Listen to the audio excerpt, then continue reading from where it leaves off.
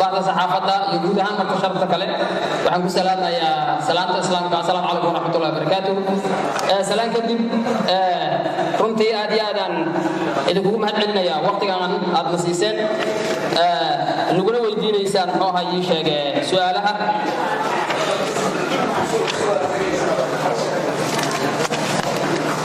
waxaan markaa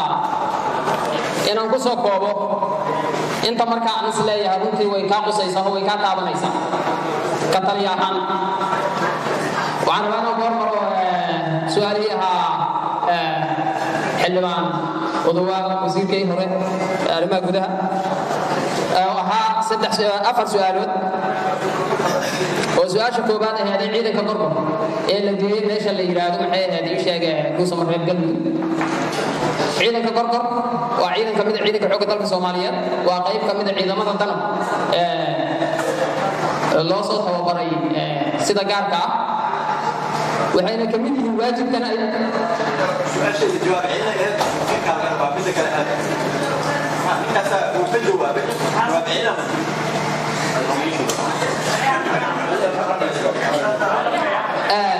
xildhibaan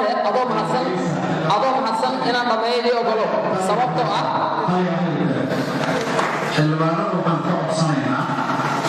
markay hadlayaan ay ku jawaabayaan wasiirka iyo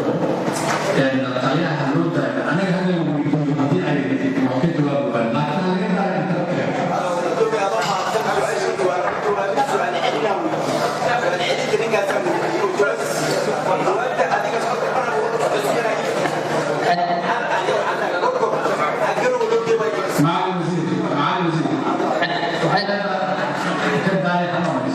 xildhibaan adoo mahadsan aad kugu mahadcelina laakiin waxaan rabaa inaan adoo iga raaliya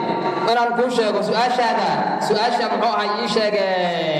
saddexaad iyo su'aasha koobaad ayaa iska hor imaanaya saasaan ugu soo celiyey mar waxaad la weydiisay su'aala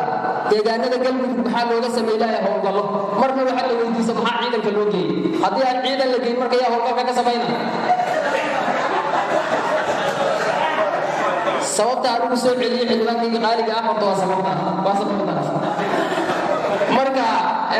sida la socotaan deegaanada galmudug waxaa ka socday muxuu ahaa ii sheegay abaabul waxaa ka socday muxuu ahaa ii sheegay aruurin in ciidamo badan lagu tababaray sida la socotaan dugsiga harqaboobe waxaa ka socda sidaada ayda xanan buur in sidoo kale ciidan lagu tababarayay waxaa sidaas oo kale ciidankii lagu tababarayay beledweyne ee ka mid ahaa qaybta 7-aad ayagana loo wareejiyay qaybta 11-aad oo lagu daray ciidanka ku jira harqaboobe ciidanka gorgor ee la geeyana kuwaasay horta waajibka la wadaagaan